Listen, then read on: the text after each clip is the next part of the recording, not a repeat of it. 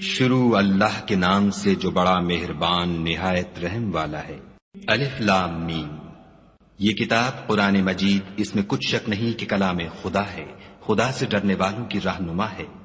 جو غیب پر ایمان لاتے اور آداب کے ساتھ نماز پڑھتے اور جو کچھ ہم نے ان کو عطا فرمایا ہے اس میں سے خرچ کرتے ہیں، اور جو کتاب اے محمد صلی اللہ علیہ وآلہ وسلم تم پر نازل ہوئی اور جو کتابیں تم سے پہلے پیغمبروں پر نازل ہوئیں سب پر ایمان لاتے اور آخرت کا یقین رکھتے ہیں، یہی لوگ اپنے پروردگار کی طرف سے ہدایت پر ہیں اور یہی نجات پانے والے ہیں۔ جو لوگ کافر ہیں انہیں تم نصیحت کرو یا نہ کرو ان کے لیے برابر ہے، وہ ایمان نہیں لانے کے۔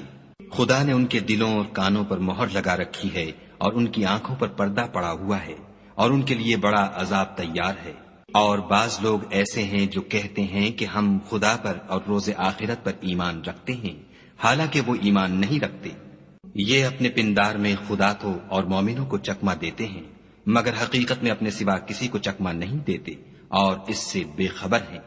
ان کے دلوں میں کفر کا مرض تھا، خدا نے ان کا مرض اور زیادہ کر دیا اور ان کے جھوٹ بولنے کے سبب ان کو دکھ دینے والا عذاب ہوگا۔ اور جب ان سے کہا جاتا ہے کہ زمین میں فساد نہ ڈالو تو کہتے ہیں ہم تو اصلاح کرنے والے ہیں، دیکھو یہ بلا شبہ مفسد ہیں لیکن خبر نہیں رکھتے۔ اور جب ان سے کہا جاتا ہے کہ جس طرح اور لوگ ایمان لے آئے تم بھی ایمان لے آؤ تو کہتے ہیں بھلا جس طرح بے وقوف ایمان لے آئے ہیں اسی طرح ہم بھی ایمان لے آئیں، سن لو کہ یہی بے وقوف ہیں لیکن نہیں جانتے۔ اور یہ لوگ جب مومنوں سے ملتے ہیں تو کہتے ہیں کہ ہم ایمان لے آئے ہیں، اور جب اپنے شیطانوں میں جاتے ہیں تو ان سے کہتے ہیں کہ ہم تمہارے ساتھ ہیں، اور پیروان محمد صلی اللہ علیہ وآلہ وسلم سے تو ہم ہنسی کیا کرتے ہیں۔ ان منافقوں سے خدا ہنسی کرتا ہے اور انہیں مہلت دیے جاتا ہے کہ شرارت و سرکشی میں پڑے بہک رہے ہیں۔ یہ وہ لوگ ہیں جنہوں نے ہدایت چھوڑ کر گمراہی خریدی، تو نہ تو ان کی تجارت ہی نے کچھ نفع دیا اور نہ وہ ہدایت یاب ہی ہوئے۔ ان کی مثال اس شخص کی سی ہے جس نے شب تاریک میں آگ جلائی، جب آگ نے اس کے ارد گرد کی چیزیں روشن کی تو خدا نے ان لوگوں کی روشنی زائل کر دی اور ان کو اندھیروں میں چھوڑ دیا کہ کچھ نہیں دیکھتے۔ یہ بہرے ہیں، گونگے ہیں، اندھے ہیں کہ کسی طرح سیدھے رستے کی طرف لوٹ ہی نہیں سکتے۔ یا ان کی مثال مہ کسی ہے کہ آسمان سے برس رہا ہو اور اس میں اندھیرے پر اندھیرا چھا رہا ہو اور بادل گرج رہا ہو اور بجلی کوند رہی ہو، تو یہ کڑک سے ڈر کر موت کے خوف سے کانوں میں انگلیاں دے لیں، اور خدا کافروں کو ہر طرف سے گھیرے ہوئے ہے۔ قریب ہے کہ بجلی کی چمک ان کی آنکھوں کی بصارت کو اچک لے جائے۔ جب بجلی چمکتی اور ان پر روشنی ڈالتی ہے تو اس میں چل پڑتے ہیں، اور جب اندھیرا ہو جاتا ہے تو کھڑے کے کھڑے رہ جاتے ہیں۔ اور اگر خدا چاہتا تو ان کے کانوں کی سنوائی اور آنکھوں کی بینائی دونوں کو زائل کر دیتا، بلا شبہ خدا ہر چیز پر قادر ہے۔ لوگو اپنے پروردگار کی عبادت کرو جس نے تم کو اور تم سے پہلے لوگوں کو پیدا کیا تاکہ تم اس کے عذاب سے بچو، جس نے تمہارے لیے زمین کو بچھونا اور آسمان کو چھت بنایا اور آسمان سے مے برسا کر تمہارے کھانے کے لیے انواع و اقسام کے میوے پیدا کیے، بس کسی کو خدا کا ہمسر نہ بناؤ اور تم جانتے تو ہو۔ اور اگر تم کو اس کتاب میں جو ہم نے اپنے بندے محمد عربی صلی اللہ علیہ وآلہ وسلم پر نازل فرمائی ہے کچھ شک ہو تو اسی طرح کی ایک صورت تم بھی بنا لاؤ، اور خدا کے سوا جو تمہارے مددگار ہوں ان کو بھی بلا لو اگر تم سچے ہو۔ لیکن اگر ایسا نہ کر سکو اور ہرگز نہیں کر سکو گے تو اس آگ سے ڈرو جس کا ایندھن آدمی اور پتھر ہوں گے اور جو کافروں کے لیے تیار کی گئی ہے۔ اور جو لوگ ایمان لائے اور نیک عمل کرتے رہے ان کو خوشخبری سنا دو کہ ان کے لیے نعمت کے باغ ہیں جن کے نیچے نہریں بہ رہی ہیں، جب انہیں ان میں سے کسی قسم کا میوہ کھانے کو دیا جائے گا تو کہیں گے یہ تو وہی ہے جو ہم کو پہلے دیا گیا تھا، اور ان کو ایک دوسرے کے ہم شکل میوے دیے جائیں گے، اور وہاں ان کے لیے پاک بیویاں ہوں گی اور وہ بہشتوں میں ہمیشہ رہیں گے۔ خدا اس بات سے آر نہیں کرتا کہ مچھر یا اس سے بڑھ کر کسی چیز مثلا مکھی مکڑی وغیرہ کی مثال بیان فرمائے۔ جو مومن ہیں وہ یقین کرتے ہیں کہ وہ ان کے پروردگار کی طرف سے سچ ہے، اور جو کافر ہیں وہ کہتے ہیں کہ اس مثال سے خدا کی مراد ہی کیا ہے۔ اس سے خدا بہتوں کو گمراہ کرتا ہے اور بہتوں کو ہدایت بخشتا ہے، اور گمراہ بھی کرتا ہے تو نافرمانوں ہی کو۔ جو خدا کے اقرار کو مضبوط کرنے کے بعد توڑ دیتے ہیں اور جس چیز یعنی رشتہ قرابت کے جوڑے رکھنے کا خدا نے حکم دیا ہے اس کو قطع کیے ڈالتے ہیں اور زمین میں خرابی کرتے ہیں، یہی لوگ نقصان اٹھانے والے ہیں۔ کافرو، تم خدا سے کیوں کر منکر ہو سکتے ہو؟ جس حال میں کہ تم بے جان تھے تو اس نے تم کو جان بخشی، پھر وہی تم کو مارتا ہے، پھر وہی تم کو زندہ کرے گا، پھر تم اسی کی طرف لوٹ کر جاؤ گے۔ وہی تو ہے جس نے سب چیزیں جو زمین میں ہیں تمہارے لیے پیدا کی، پھر آسمانوں کی طرف متوجہ ہوا تو ان کو ٹھیک ساتھ آسمان بنا دیا،